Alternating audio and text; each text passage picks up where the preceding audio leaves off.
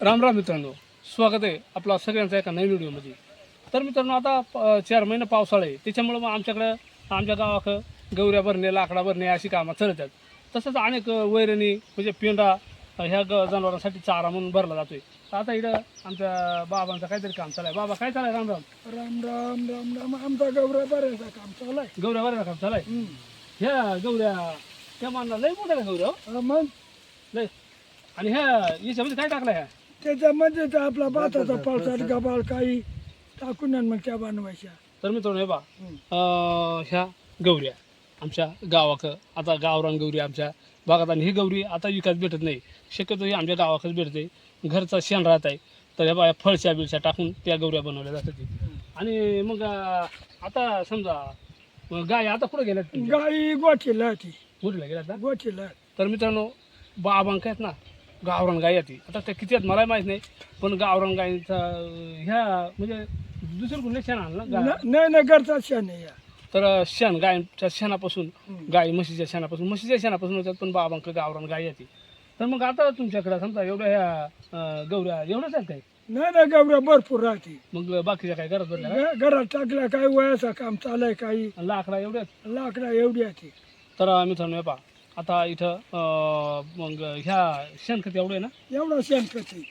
आणि ह्या सगळा म्हणजे घरच्याच गायींचे. घरच्याच गाईंचे. तर मित्रांनो, बाबांकडे मग किती गाय आहेत साधारण? गाई जवळजवळ 60-70 गाय असत. तर मित्रांनो, बाबांक 60-70 गाय येते, आणि त्यांच्याकडे शेणखत सुद्धा भरपूर राहत आहे. तर शेणखत ह्या शेतीसाठी अतिशय उपयोगी राहत आहे. तर मग बाबा आता शेणखत आता ह्या सगळ्या गायींचाच खत आहे ना, सगळ्या गाईंचा. आणि ह्या म्हणजे आता ह्या किती दिवसाचा खत झाला आहे? कमीत कमी हा 5 महिन्याचा खत असेल. 4-5 महिने असेलच नाही का? मग मग आता एवढं 60-70 गाय याची, मग एवढंच खत पण निमा ऐकला ना. विकून टाकला का नाही? हा निमा ऐकून टाकला, निमास राहिले. म्हणजे आता ह्या साधारणतः समजा ह्या एवढा साधारणतः किती ट्रॅक्टर भरतील खत? तरी निदान 4-4.5 तरी ट्रॅक्टर भरते. 4-4.5 ट्रॅक्टर भरतील. तर मित्रांनो, हे पहा ह्या शेणखते साधारणतः याचं 4-4.5 ट्रॅक्टर भरतील.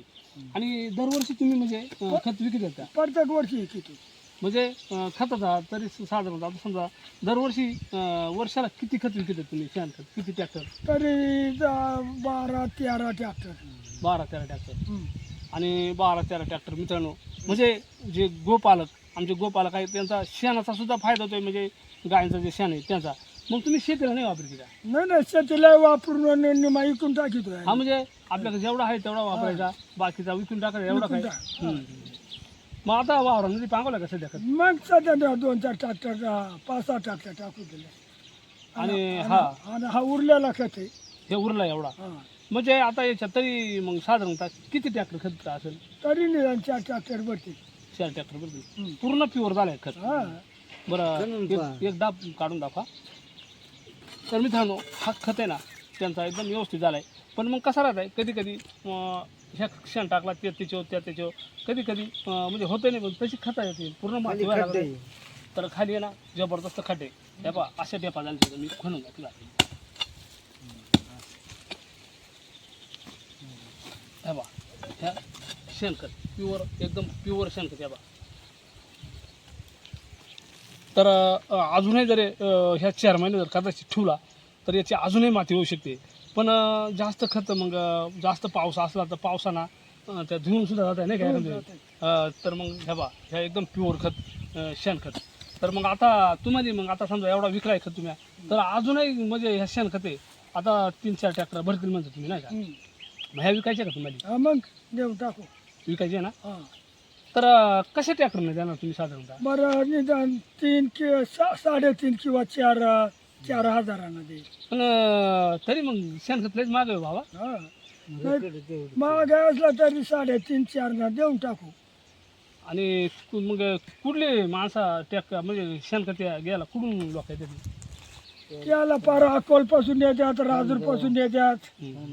निदान गावचीच नेता लय करून घेऊन जातात. हा, म्हणजे जवळ जास्त भाडा पडत नाही का?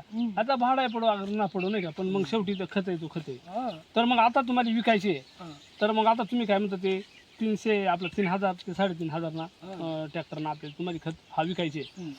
तर मित्रांनो, जर कोणाला खत घ्यायचं असेल, शेणखत, प्युअर शेणखत, एकदम गावरान गायचा, असली गावरान गायचा शेणखत घ्यायचं असेल तर ते शेणखत तुम्ही घेऊ शकतात, बुकिंग करू शकतात. तर शेणखत जर आपल्याला घ्यायचं असेल तर हा समोर ह्या बाबांचा नंबर आहे, मोबाईल नंबर, ह्या बाबांचा मोबाईल नंबर आहे. तर ह्या बाबांचा मोबाईल नंबर मी आपल्याला देतो आहे. तर ह्या नंबरवर किंवा त्याच्यावर मलासुद्धा नंबर 2 नंबर असू शकतात. तर ह्या दोन्ही नंबरवर आपण कॉन्टॅक्ट करू शकतात मित्रांनो आणि ह्या शेणखत घेऊ शकतात. शेणखत ह्या अतिशय उपयुक्त राहत आहे. शेणखताचा उपयोग काय बाबा? मला एक उपयोग सांगा तुम्ही शेणखताचा. नाही नाही, शेणखताचा उपयोग म्हणजे जमीन भाताला, गव्हाला, बागायताला हां हां. लय उत्तम. मग आणि पहिला लोक खत नाही वापरायची, पहिला ह्या शेणखतच वापरायचे ना. मग नाही खत जंतूवर झालं, फक्त हाय शेण त्या लय दिवसावरून खाते नाही त्याच्यामुळं. तर मग पहिला लोक शेणखत टाकेलच खायची. मग त्या काय कळणार जमिनीमध्ये कस तयार होतो नाही का. अहो, पूर्वीच्या काळामध्ये का काय खत होतं का हे आपलं सरकारी सगळं शेणखत होत आलं होता ना पूर्वी. बरं चालेल. मग आता समजा एखाद्याला खत घ्यायचा ठरला तर मग ट्रॅक्टर कोणत्या मार्गे येईल? हा ह्या मार्गे हा, tractor हे येईल. मार्ग येतोय ना. तर असो. पण ट्रॅक्टरच येईल म्हणा, गाडी नाही. हा, तर मित्रांनो, ट्रॅक्टर येईल. मित्रांनो, मास्तर या. कोणाला जर शेणखत घ्यायचं असेल तर आपण नक्कीच बाबाशी कॉन्टॅक्ट करू शकतात. हा बाबाचा मोबाईल नंबरसुद्धा मी समोर दिला आहे. तसा डिस्क्रिप्शनमध्ये सुद्धा मी मोबाईल नंबर देणार आहे. आणि शेणखत हा शेतीसाठी अतिशय उपयुक्त असतो आहे. आणि असल गावरान गायचा शेणखत या आपल्याला भेटेल ह्या नंबरवर. तर ह्या नंबरवर आपण बाबांच्या नंबरवर आपण कॉन्टॅक्ट करू शकतात. तर मित्रांनो, अशा प्रकारे हा एक छोटा व्हिडिओ मी आपल्यासाठी बनवण्याचा प्रयत्न केला.